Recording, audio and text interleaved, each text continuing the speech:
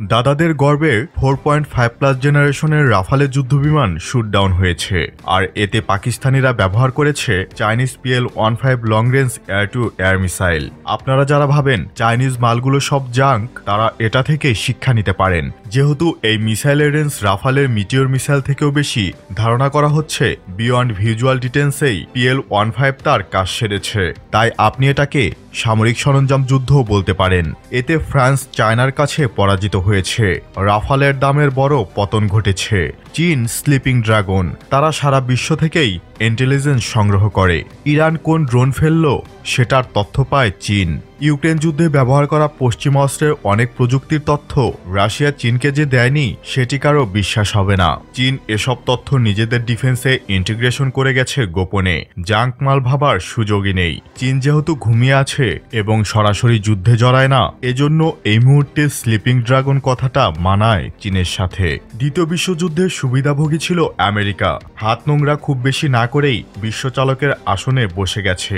চীন ভবিষ্যতে সেরকম কিছু করবে না সেটা জোর গলায় বলার সুযোগ নেই। পাকিস্তানে ভারতের অপারেশন প্রমাণ করে ভারত সুদূরপ্রসারী ভাবনায় চীন থেকে অনেক পিছিয়ে। PL-15 বেশ কয়েক বছর ধরে আলোচনার শীর্ষে রয়েছে। PL-15 চীনের একটি দূরপাল্লার active radar guided air two air missile. আধুনিক যুদ্ধবিমানগুলোর জন্য বিশেষভাবে ডিজাইন করা হয়েছে মিসাইলটি।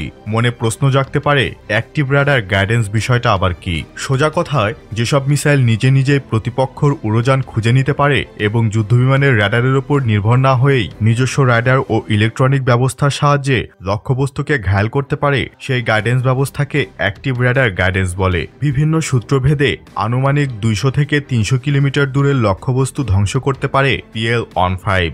অনলাইনের এসব দাবি সঠিক না হওয়ার চান্স থাকলেও 170 থেকে 200 কিলোমিটার পাল্লা বলাই নিরাপদ।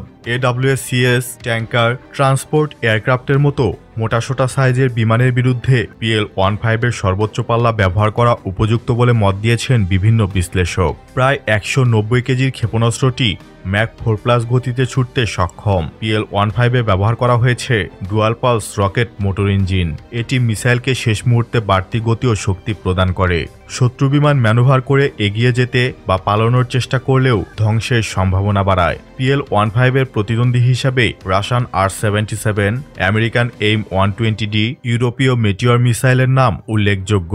বাংলাদেশের আকাশ সীমা রক্ষায় জেট-NC এবং PL-15 একটি আদর্শ কম্বো প্যাকেজ হতে পারে।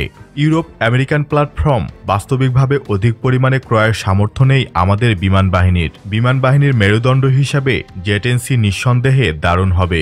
আপনার কি মতামত জানিয়ে দেবেন নিচের কমেন্ট বক্সে।